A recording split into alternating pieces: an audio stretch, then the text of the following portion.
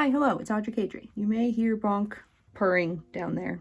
He's hanging out. I'd like to talk about another niche internet YouTube thing that I think is interesting. Consider this a sister to the extremely long-ass videos video. In June, one of my favorite channels, Cosmonaut Variety Hour, posted a video called The Rise of Skywalker, Why It Sucks. This was similar to a lot of their other videos reviewing movies, but what made me excited about this one in particular is that Marcus proposed some rewrites to the Star Wars sequel trilogy alongside his regular criticism. And I thought that was such a simple but brilliant idea, and I wanted to talk about that today. So we're going to be looking at Marcus's video, some videos by The Closer Look, Jenny Nicholson's Script Doctor videos, and discuss what makes a good rewrite. Now, personally, I believe this Rise of Skywalker video is one of the best on Marcus's channel. Not just because of the added element of the rewrite, but because it's just really funny, and I think he makes some really good points. Marcus goes through the movie chronologically and introduces rewrites as he discusses his criticisms. In the beginning of the video, he says that he doesn't like to think that he knows better than the people who made the movie. I'll get into my opinions on that a little bit later. I really appreciate the work that went into making this video. He said it was difficult for him to know where to start, that he was reflecting on the entire trilogy, that he was not as excited about Star Wars anymore, which is something that I've heard from a lot of Star Wars fans and is kind of heartbreaking. In his criticism, Marcus provides a lot of things that could be useful to any writer, such as character dialogue sounding the same or pacing issues. So after this, Rey explains that she lost control because she saw a vision of herself sitting on the throne of the Sith. And this is something that kind of bothers me, because that's something that, could have been interesting to see, and it would have made this scene maybe a little less goofy. But of course, this movie operates off of the philosophy of tell, don't show, and that's not about to change here. I'm not saying that every movie review video should adopt this format and do it every time, because sometimes the movie or the review just doesn't need that. But when it works, it works. And I think that if you can do a rewrite alongside criticism, it shows your skill as a writer and a critic. Because anyone can be like, I hated the movie, the story was bad, I hated this character, cinema sins ding. But if you point out a problem in a movie, then provide an example of a change that could make it better, it feels like a much more substantial review. It's also satisfying for a viewer who may have felt the same thing but didn't know how to put it into words. In the case of Rise of Skywalker specifically, it seems that people gravitated towards these kinds of videos not only to have their own disappointment validated, but to also have that reviewer address the missed potential by saying this is how good it could have been. So now let's talk about the Closer Looks video. This one is similar to Marcus's video. It's an overview of the trilogy, or I guess a response to the Star Wars sequel trilogy. It is a longer review and split into 4 parts. The Closer Look also has different opinions. He likes the prequels, he hates The Last Jedi, but I'm going to focus on the last part of the video, which is the rewrite part. So Marcus took the bones of the original Star Wars sequel trilogy. That phrase is really difficult for me today. And he made changes to improve the existing story, but he also didn't get into specifics. So yeah, the Knights of Ren are pretty fucking stupid. So in my rewrite of this movie, we're gonna keep the Knights of Ren in the story. Listen, we need bad guys. What can I say? After The Last Jedi, we're kind of in a villain deficit. But we are going to at least give them speaking roles. Kylo Ren is our big bad, and he needs people to talk to. So this is his new council. Now, this is a good jumping off point for a writer to be like, oh, that's a good prompt. Alternatively, The Closer Look really digs into the details. He explores the consequences of particular plot points that he takes issue with, and I do admire how he dug deep into things that I never thought about. In Return of the Jedi, we see that the Stormtroopers have hovering speeders, and they travel extremely fast, and the major reason why is because they have zero contact with the ground, therefore they have zero friction. It's impressive technology, but decades later the Stormtroopers have somehow lost this technology, even though the random cheap junkyard vehicle they're chasing has that technology. This is not a surface level review. He kind of lays out his problems with the overall trilogy, the world building, what it means to create a good sequel, and then he builds his rewrite around those ideas. And a great proof of how boring this world is because there's a pervasive sense that nothing is going on off camera. It's a kind of litmus test I have where I'll know if a world's been constructed well when, even though I'm not seeing it, I have a strong sense that things are going on in other places. A great test of whether or not a world is well built is when the setting of the story expands to be more than just what we see on screen or on the page. But instead of making small changes, he just wipes the sequel trilogy completely off the map and starts over. Brand new story, completely fan fiction. Luke's come here because he's always known that this Jedi Vault existed, and inside is said to be a trove of hidden Jedi knowledge that he would love to have so he can rebuild the Order to its former glory. However, just like everyone else, he's never been able to figure out how to get in, not until he found that book. The downside of digging into the details also just means that the story feels too different. Like I said, it feels like fan fiction. It's like stepping into an alternate universe and looking around and being like, oh, I don't really like it here. It's still interesting, and I listened to it, and I was willing to hear him out because I was interested in what direction he would take things. I'll admit I did watch this video after Marcus's video, and as you can tell, I don't like it as much, but I do still think that there is value here. It's good practice for a writer to take familiar characters and decide what you would change about them, how you would utilize them in a new story. The Closer Look attempts to make his Star Wars sequel trilogy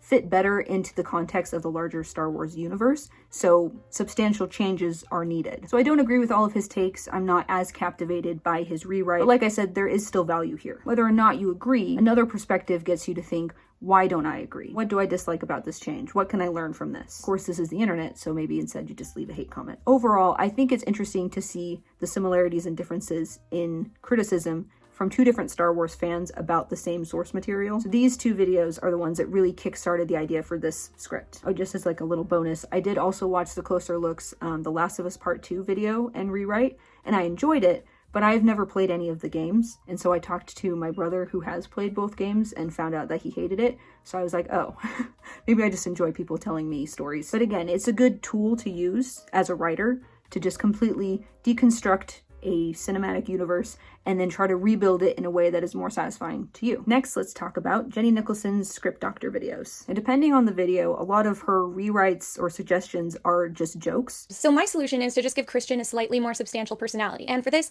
I think he needs a real hobby, like a mundane, non-sexy one. I think we should make him really like trains, just cute little model trains that he paints himself. Here's the sex dungeon room. And right next door, that's the train room. But that still aids in her review. Proposing a change sarcastically still reveals problems with the movie. It just also makes you laugh at the same time. My favorite of her Script Doctor videos is the Frozen 2 Script Doctor. Her rewrite is based off of her assumptions of listening to the Frozen 2 soundtrack before seeing the movie. So there were some cases where she interpreted a song's meaning differently and had expectations for the movie based off of that. She proposes suggestions for the movie that could also be great merchandising options. Speaking of dolls, Frozen 2 didn't really do anything to bridge the coolness divide between Anna and Elsa. Elsa is the top-selling sister by far, and if anything, Frozen 2 just made her that much cooler while Anna stagnated. I'm of the opinion that the story is better if Anna doesn't get powers, but that is definitely why she's at a disadvantage with kids, and that's also why I thought I'd like throw her a bone and give her the little fire lizard to be like her Pokemon. Jenny has a great understanding of how kids play and what toys appeal to them. Watch this video if you're interested in stuff like that. I haven't seen Frozen 2 in a long time, but from what I remember, I think Jenny's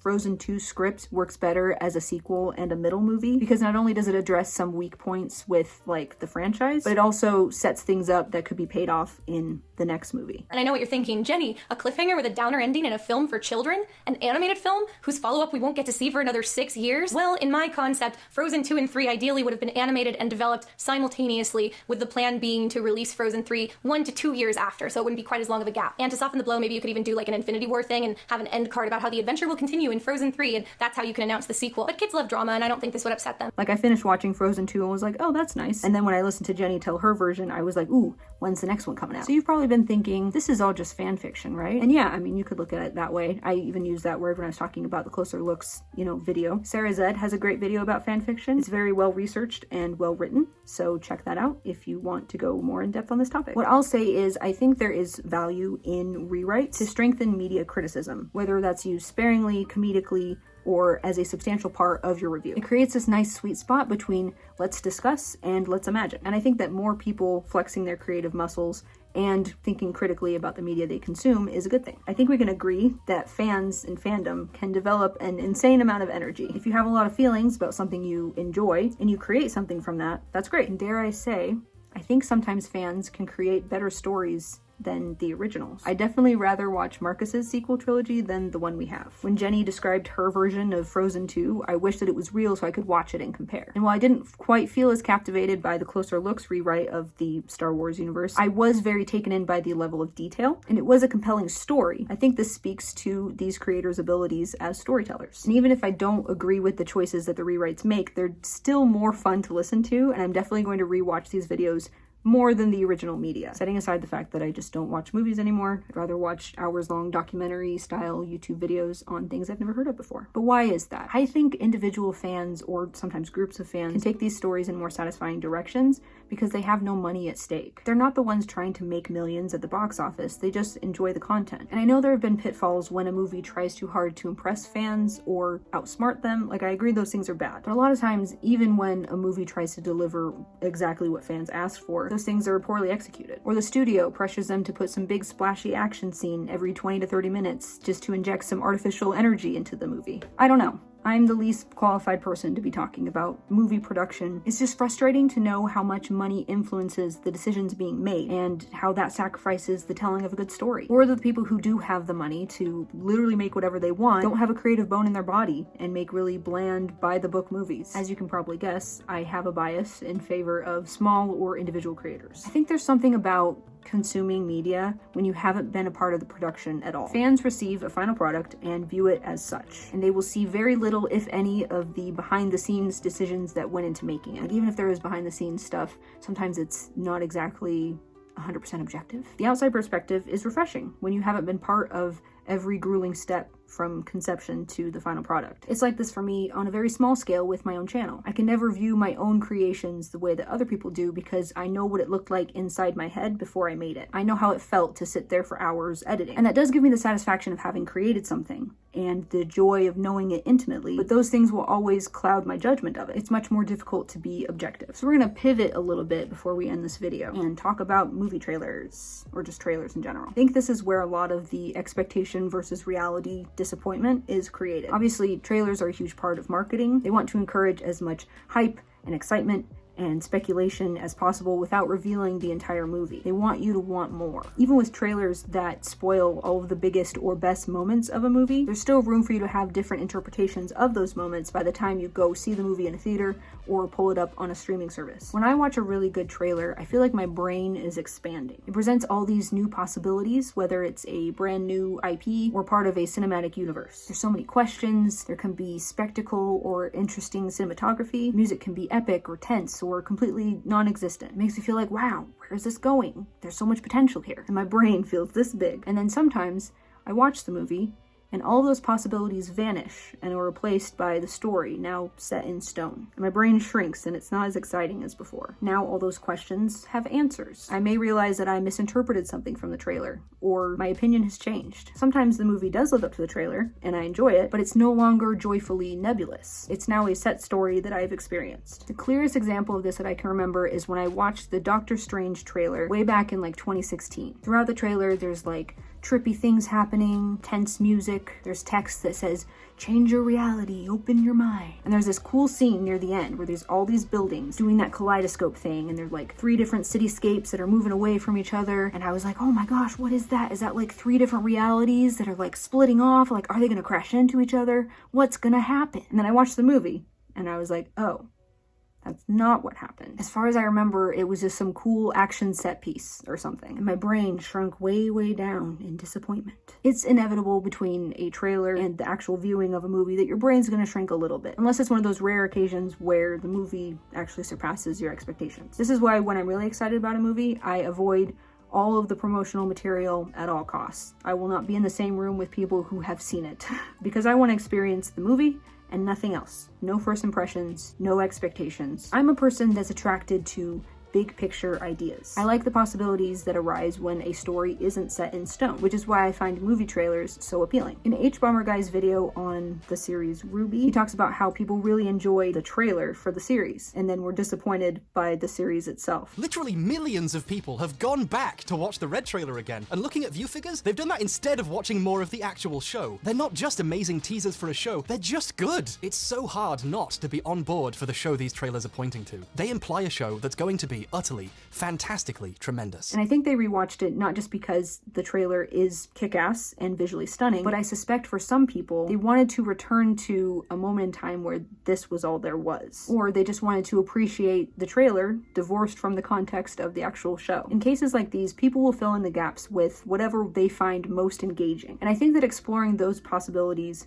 as a what-if writing prompt, rather than letting them splash around in the depths of disappointment, is a good use of creative energy. Being able to take the bones of a movie and reconstruct it into a more satisfying narrative takes skill, especially if you can rework it to not only be more satisfying to the inner fanatic, but have it be well written and respond to some weaknesses in the original source material. It takes much more understanding to do this rather than just listing what you hated about the film. And I still love that kind of video. It's important to share your unscripted first impressions. That's also valuable information. Showing an alternative helps illuminate why the current version doesn't work, maybe helping the viewer understand better why they didn't like the movie. So I would like to see more of this. And if you agree or disagree or have any suggestions for other videos that have this similar style, let me know in a comment down below. And thank you for watching. Consider subscribing and or checking out my Patreon in the description below. And with that, I will sign off. Double thumbs up, finger guns, high five.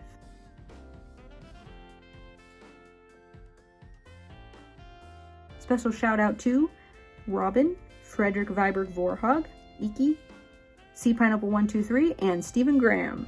Look at that, didn't even need the list. What is this? What is in my hair? It's a bobby pin? There's been a bobby pin floating in my hair this whole time? Guys, why didn't you tell me?